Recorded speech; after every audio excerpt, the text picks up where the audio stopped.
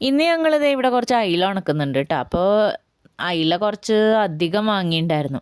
അത് നല്ലോണം വാഷ് ചെയ്ത് അതിൻ്റെ വയറൊക്കെ പൊട്ടിച്ച് ക്ലീൻ ചെയ്തെടുത്തു. അത് കഴിഞ്ഞിട്ട് ഇതേ ഇങ്ങനത്തെ ഒരു അരിപ്പ പാത്രം എടുത്തിട്ട് അതിലേക്ക് അയില ഇട്ടു. അതിൻ്റെ മുകളിൽ ലെയറായിട്ട് ഉപ്പിട്ട് കൊടുത്തു. പിന്നെ വീണ്ടും അയില ഇടുന്നു, ഉപ്പിടുന്നു, അങ്ങനെ. ഇത് ഏകദേശം ഒരു 3 കിലോളം അയില ഉണ്ടായിരുന്നു കേട്ടോ. അപ്പോൾ ഒരു 3 കവറ് കല്ലുപ്പ് വാങ്ങിയിട്ടുണ്ടായിരുന്നു.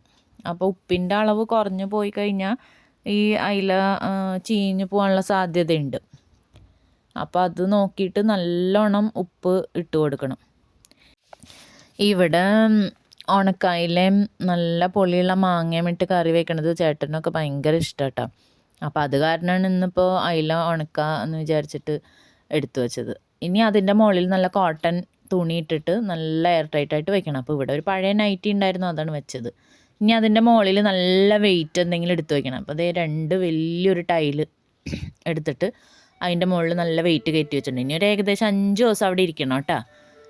അങ്ങനത്തെ ഒരു 5-6 ദിവസം കഴിഞ്ഞ് എടുത്ത് നോക്കിയപ്പോൾ നല്ല വടി പോലെ ആയിട്ടുണ്ടായില്ല. ഇനി അതൊരു 3-4 ദിവസം വെയിലത്ത് ഉണക്കി കഴിഞ്ഞാൽ ഉണക്കായില റെഡിയായി.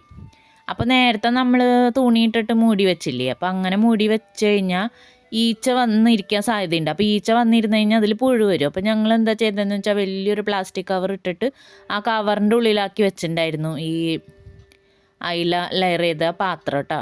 അപ്പോൾ അത് കാരണം പുഴു ഒന്നുമില്ല, നല്ല രീതിയിൽ തന്നെ കിട്ടിയിട്ടുണ്ട്. വീഡിയോസ് ഇഷ്ടമാണെങ്കിൽ സബ്സ്ക്രൈബ് ചെയ്യാൻ മറന്നു പോകല്ലേ.